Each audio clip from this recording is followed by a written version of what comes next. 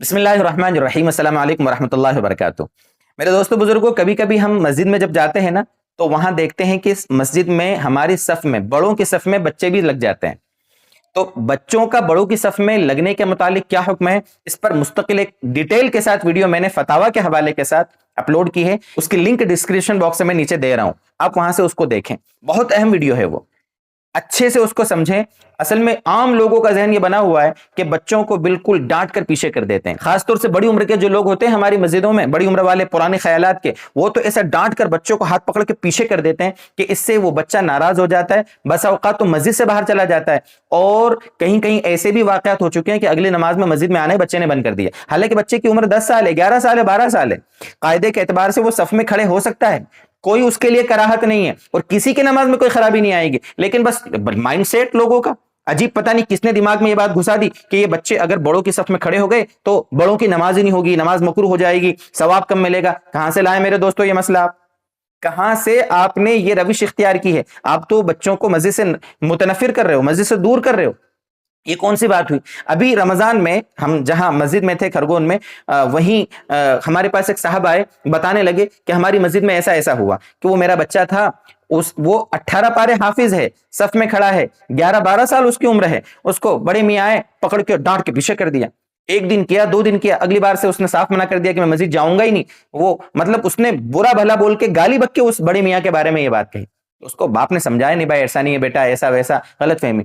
تو کہنے کا مطلب میرا یہ ہے کہ یہ کیوں ہماری سوچ ہو گئی کہ بچوں کو کھینچ کے پیچھے کر دیتے ہیں؟ بھائی ٹھیک ہے، چھوٹا 3-4-5 سال کا بچہ، ایسے بچے کو تو مسجد میں لانا ہی نہیں چاہیے، وہ لوگوں کی نماز خراب کرے گا، پیشاب کر سکتا ہے وغیرہ وغیرہ۔ لیکن بچہ 8 سال کا، 9 سال کا، 10 سال کا ہے تو ایسے بچوں کو تو صف میں اپنے ساتھ لے کے کھڑے ہوں۔ آپ فقہ کی عبارتیں میں نے حوالے دیے ہیں، آپ وہ ویڈیو دیکھیں۔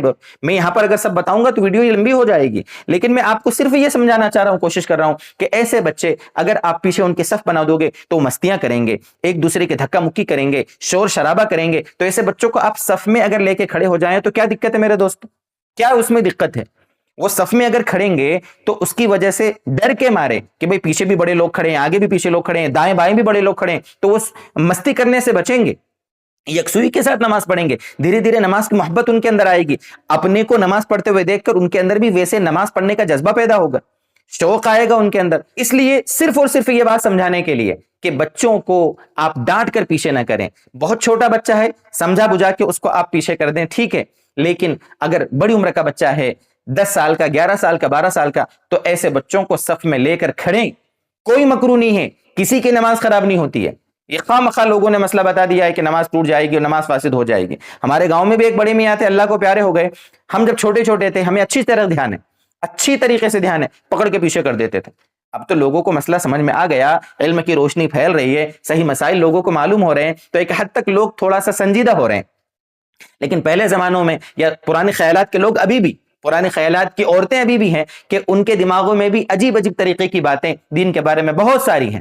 یہ چینل بنانے کا مقصد، یہ ویڈیوز اپلوڈ کرنے کا مقصد یہی ہے کہ صحیح دین، اوتھنٹک دین، ایک یعنی معتبر دین، مستند دین ہمارے سامنے آئے، معتبر باتیں ہمارے سامنے آئے، اور پرانی جو کچھ باتیں جن میں ہم ملوث ہیں، ہمارے گھر کی عورتیں ہوں، مرد ہوں، بڑے لوگ ہوں، چھوٹے لوگ ہوں، جو بھی ہوں، بڑی عمر والے ہوں، نوجوان ہوں، سب کو دین کی صحیح بات، دین کا صحیح پیغام پہنچے، بس یہی مقصد ہے ہمارا۔ اگر آپ کو بات پسند آئی ہو، آپ اپنے دوستوں کو سمجھائیں، اپنے دوستوں میں اس کو شیئر کریں، آپ ہماری حوصلہ افزائی کریں، آپ کو کوئی ڈاؤٹ ہو کمنٹ کریں، انشاءاللہ اس ڈاؤٹ کو بھی ہم کلیئر کریں گے۔ والسلام علیکم ورحمۃ اللہ وبرکاتہ۔